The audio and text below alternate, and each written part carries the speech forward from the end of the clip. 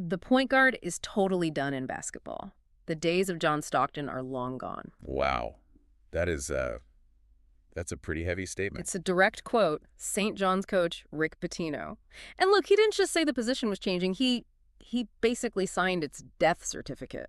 It sounds like hyperbole, like a classic old man yells at cloud kind of moment. But when you really stack that quote up against the sources we've got today, the physiology studies, the recruiting data, Yeah. Pitino isn't just stirring the pot. He's putting his finger on a fundamental shift in the whole geometry of the sport. And that is exactly our mission for this deep dive. We are looking at a whole stack of sources, everything from academic studies on U18 player bodies to, brutally honest commentary from guys like Andre Iguodala. And even recruiting checklists from D1 colleges. Exactly. And we're trying to answer one big question. Is the point guard, the brain of the whole operation, is that player actually extinct? Or has it just, mutated into something we don't recognize anymore? And I think for you, the listener, this goes way beyond just basketball tactics. I mean, whether you're a parent watching a junior game or a coach, you're seeing this massive cultural conflict play out. Right. It's a battle between flash, the highlights, the social media clips, and substance, which is, the actual basketball IQ you need to win. It's high IQ versus highlight culture. All right, but before we get to the culture war, let's stick with the Pitino doctrine for a second. He says, if you find a traditional point guard today, you're basically just describing a player who can't shoot. Right. And he explicitly points to Jalen Brunson, who, controls the ball constantly. And he refuses to call him a point guard. He calls him a combo scoring guard. Which feels like splitting hairs, doesn't it? Brunson brings the ball up, he calls plays. Why does the label even matter? Because of the why. Pitino's whole argument is rooted in offensive spacing. Think about, the John Stockton era. You played with two big guys clogging up the paint. Sure. You needed a surgeon to thread the needle. Exactly, a surgeon. But today, most teams are running a 5-out offense. Okay, let's pause right there. Define 5-out for anyone listening who hears that term on a broadcast but maybe doesn't, know the mechanics. It's simple, really. Well, all 5 offensive players are standing outside the three-point line. Yeah. The goal is to stretch the defense as wide as you possibly can to open up the middle. the paint. Right. Now, here's the problem. If your point guard is one of those traditional guys who only looks to pass, Yeah. and he's not a threat to score, what does his defender do? They just ignore him, Yeah. sag off and stand in the paint. Exactly. And the whole map just breaks. You're playing 4-on-5 on offense because his defender's just helping out on everybody else. In a modern system, a non-scoring guard destroys the court's geometry. So you become a liability, no matter how great your court vision is. It doesn't matter. So the ability to score isn't just a bonus anymore. It's the prerequisite for even being allowed to pass. Yeah. You have to buy your ticket to play point guard with a jump shot. Yeah, and this brings us to a really interesting term from one of our sources, swish theory, which dives deep into draft analytics. They don't really use the term passer as a primary metric anymore. So what do they use? They rank players as advantage creators. Advantage creator. Okay, that sounds a little corporate, like something off a LinkedIn bio. Break that down for us. No, it's actually a really useful distinction. A passer might just, find the open man. An advantage creator, though, they break the defense's shell. They use their gravity. Their gravity, meaning the threat that they might score. Precisely. The threat of scoring forces the defense to collapse. Once two guys jump at you, then you make the pass. So if you can't scare the defense into collapsing on you, you can't create the advantage in the first place. Correct. Look at the top prospects mentioned in that report, guys like Cooper Flagg or Dylan Harper. They are evaluated on their ability to create that space. If you're a pure orchestrator, the guy pointing fingers at the top of the key who can't beat his man, you were just dead in the water. But there's another layer to this, right? The death of the point guard. It's not just that point guards are acting like scorers, it's that everyone else is acting like point guards. That's the democratization of ball handling. That's the fancy term for it. And you see it with Nikola Jokic, a 7-footer running the entire offense. Right. I mean, if your center can run the pick and roll and your power forward can bring the ball up the court, do you really need a 6-foot guy whose only skill is dribbling? The answer is just increasingly no. It's the era of positionless basketball. It is. Okay, so at the pro level, the incentives are crystal clear, be a threat, or sit down. But this trickles down to the youth level in a way that seems messy. We have some sources suggesting this demand for scoring has created a bit of a monster in junior basketball. Mixtape problem. Yes, let's talk about that. Andre Iguodala went on a bit of a rant about this. He argued that young players are now totally dependent on achieving highlights for social media fame instead of, you know, learning how to win. It's a fascinating and honestly a kind of sad insight to the whole economy of youth sports. Iguodala told this story about a photographer who told him a kid only needs 2 made shots to make a mixtape. 2 shots, that's it, just 2. 2 shots and maybe a dunk. You edit them in slow motion, put some hip-hop over it, add some lens flare, and boom, suddenly on Instagram you look like the next big thing. And you just edit out the 5 turnovers, the blown defensive assignments, the pouting. All of it. Yeah. And the result is a culture of 2 shots and a dunk. The incentive for a 15-year-old isn't learn to run a pick and roll, it's get a clip.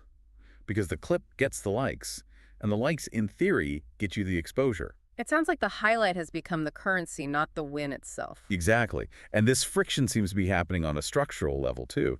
The sources draw a really sharp contrast between high school basketball and AAU, or club ball. Right. There was that one analogy that I thought was just brilliant. Fine dining versus the food truck. Yes. Okay, let's unpack that because it paints such a vivid picture. Why is high school fine dining? So, the source compares a good high school program to fine dining because it's a slow-cooked meal. You've got daily practice, you've got film study, there's a system, a hierarchy, you're learning discipline, accountability. A specific role. A specific role within a team concept, exactly. If you miss a defensive rotation, the coach benches you because his job is to win games over a whole season. It's structured. It's disciplined. So what about the AAU food truck? It's fast, convenient, and it's everywhere. It's all about volume and speed. You might play 4, 6, maybe even 8 games in a single weekend. Wow. There's almost no practice time. So the goal isn't really team development, it's exposure. You are just trying to get seen by recruiters in a crowded gym with 3 other games happening at the same time. So if you're a kid in that food truck environment, playing your 6th game of the weekend, and you want a scout to notice you, playing the right way might actually be the worst thing you can do. Exactly. If you make the simple pass, nobody notices. But if you isolate your defender, cross him over, and hit a step-back 3, that pops. That stands out in all the noise. The AAU environment just rewards individual flash over team IQ. And our sources say this creates an environment of fear when those kids go back to their high school teams. Yeah, fear of what? Fear of structure. They are so used to the freedom of the food truck that when a high school coach demands they run a play perfectly, they just freeze up. They don't know how to play without the ball.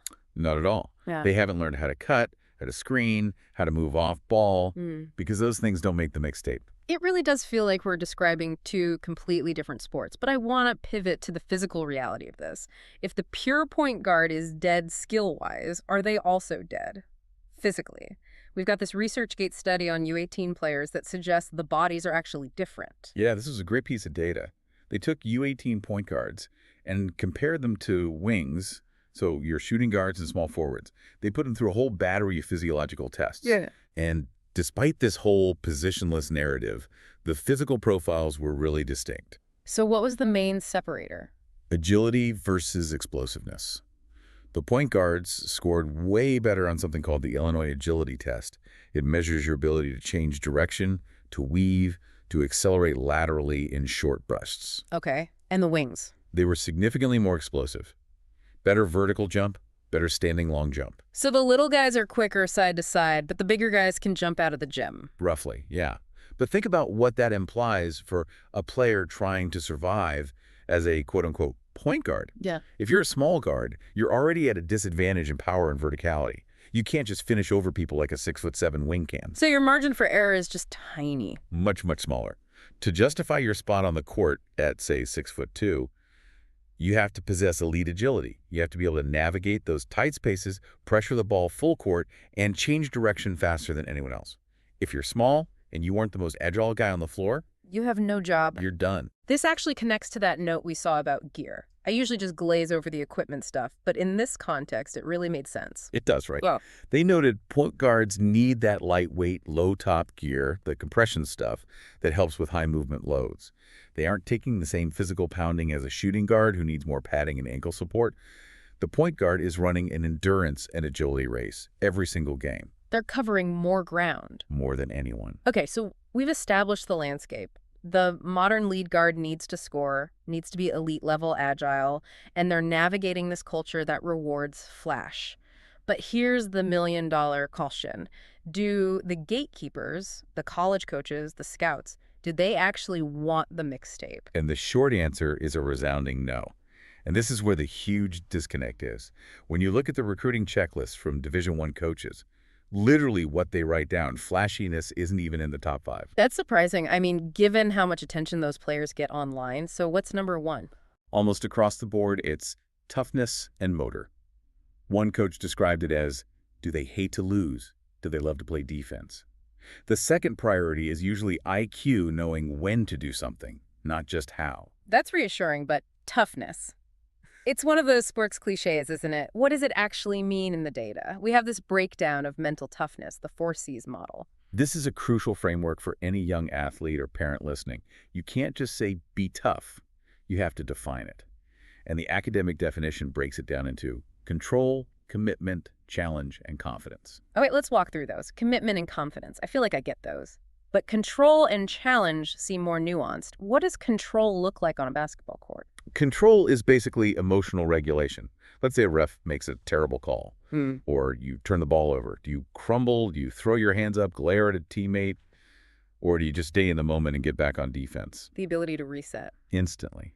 That is control. And challenge. Oh, this is the big one for clutch moments. It's viewing a high-pressure situation-tie game, a minute left, as an opportunity to shine, not a threat to be feared. The mixtape culture doesn't teach that. It teaches you to perform when the camera's on, not when the pressure is real and things are going wrong. And speaking of that mixtape culture, the study on player self-evaluation, it identified a really dangerous archetype, the overconfidence matrix. This explains so much of what you see at the local gym. The study found this whole cluster of players who had super high self-confidence.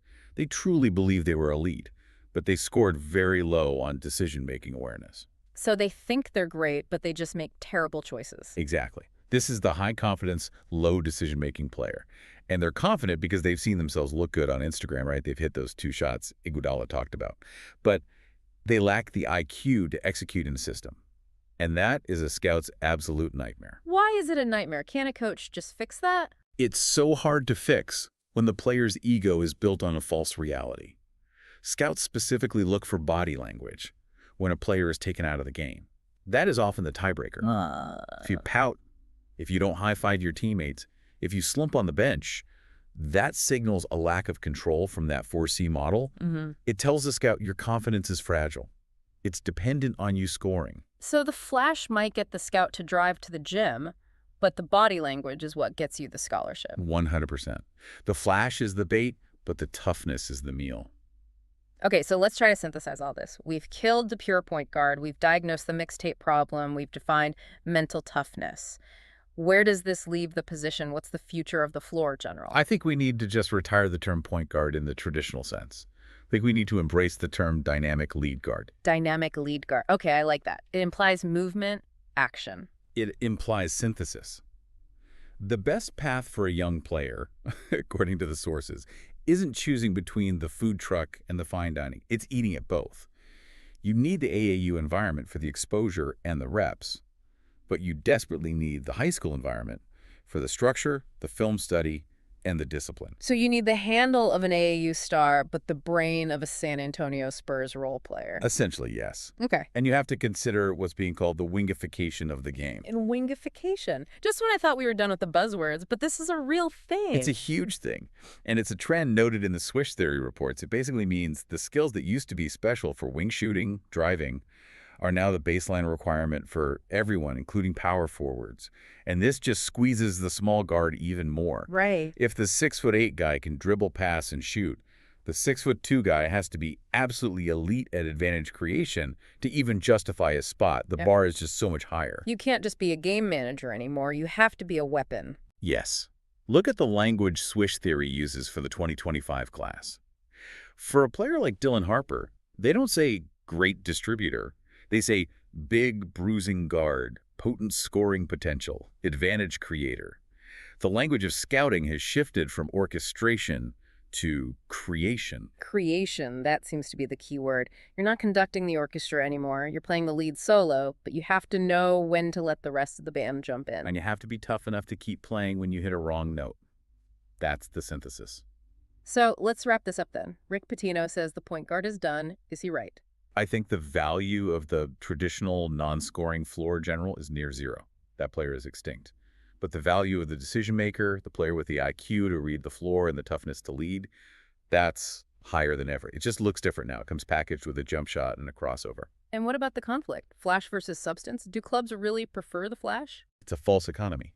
Clubs market flash because that sells tickets, it gets clicks, but they recruit toughness and IQ because that wins games. Young players are being sold a lie by the algorithm, but the gatekeepers, the college coaches, they haven't changed their password. They still want defense, motor, and brains. So for you, the learner listening to this, next time you're watching a game, whether it's the NBA or U16 tournament, try to look past the handles. Look past the big dunk. Look for the advantage creator who is forcing the defense to rotate, and maybe more importantly, watch the player who just turned the ball over. Do they sprint back on defense? Do they look their coach in the eye during the timeout? That's the real prospect. That's the player who survives the wingification of basketball. And here's one final provocative thought to leave you with. We touched on how social media impacts the desire for flash, but there was a hint in one of our sources about the biological impact of it all. Yeah, the suggestion that excessive social media use might actually be shrinking the gray matter in the part of the brain responsible for decision-making and emotional regulation. So if that's true, are we facing a future generation of athletes who are physically more gifted than ever, more flash than we've ever seen, but are neurologically less capable of having basketball IQ?